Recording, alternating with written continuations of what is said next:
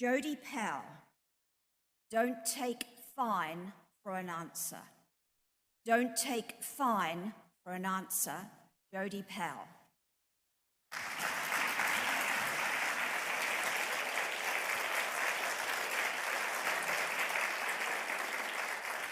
Thank you, Madam Contest Chair. You're welcome.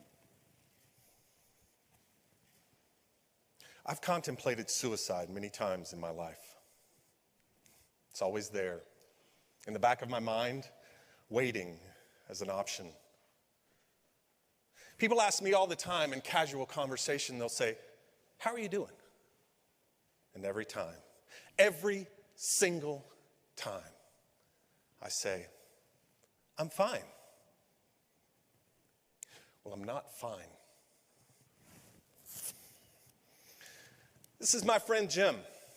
And Jim was a successful real estate mogul riding the wave of a housing market boom in 2006. Funny thing about waves, they always crash. And just 2 years later, this housing market wave that Jim was riding crashed. And it crashed right on top of him. He lost everything. His house, his cars, savings, investments, all of it, in the blink of an eye, just gone. Jim's pride forced him to push those that were closest to him away, starting with his friends, then his family, his wife, and his children. Jim found himself alone, broke, desperate, hopeless.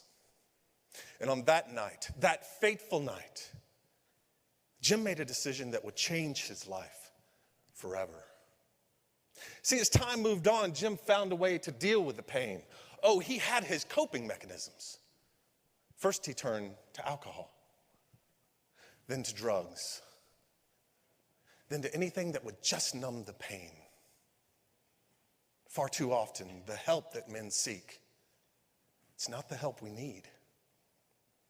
And on that night, after a 3-day bender, Jim found himself in a little rundown motel room just outside of Abilene, Texas.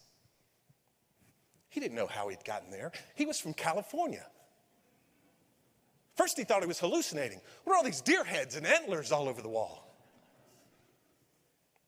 But as Jim groggily came to, and he stumbled into the bathroom, it was there on the counter that he saw them. And he knew that he had to have them. It was a bottle of pills. He didn't know whose they were. He didn't know what they were. Jim just knew that he was going to take them. And he did. Every single one of them.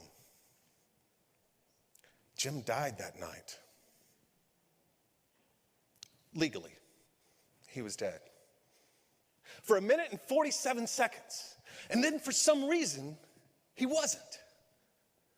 Jim woke up 3 days later in a hospital bed. And as he rolled to his right, he saw sitting there in the chair next to him an old man he had never seen before a day in his life.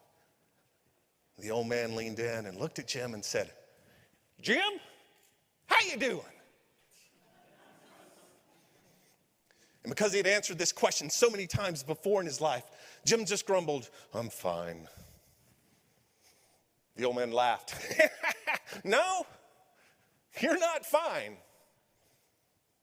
For the next 6 weeks, this man that had found Jim lying there on that motel room floor, this man that had called 911, this man that had performed CPR and saved Jim's life, would come to visit him. And every morning, he would ask the same question, "Jim, how you doing?" And every morning, Jim would grumble, "Oh, I'm fine." And the old man would laugh. "No, you're not fine." Jim didn't get it. What's with this old guy, huh? It's like he won't take fine for an answer. And then one day, Jim had had enough. He was tired of the question. He was tired of having to say he was fine, but most of all, he was tired of that old man cackling and telling him that he wasn't. And like a volcano caving to the pressures from within and erupting into the atmosphere, Jim exploded. "What do you want me to say, huh? You want me to say I'm not fine? Well, I'm not. I had it all. Houses, cars, a career, success, family, friends. I had everything. And I lost it. I lost it all.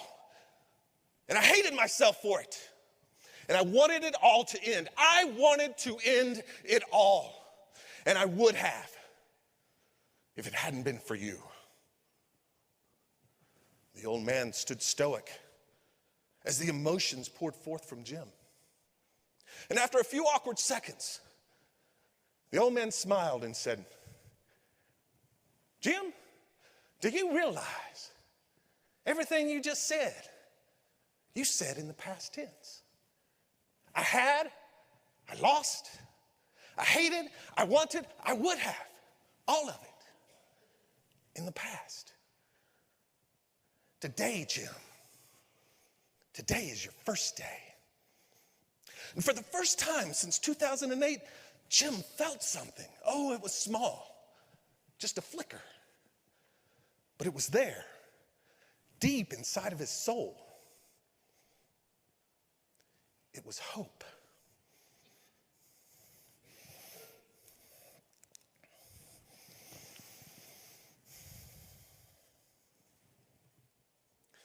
I still contemplate suicide,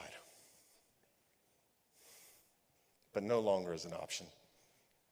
As a reminder of where I've been, a reminder of where I never want to choose to go again, and a reminder that there are angels walking among us, asking us questions like, how are you doing? Are you one of those angels?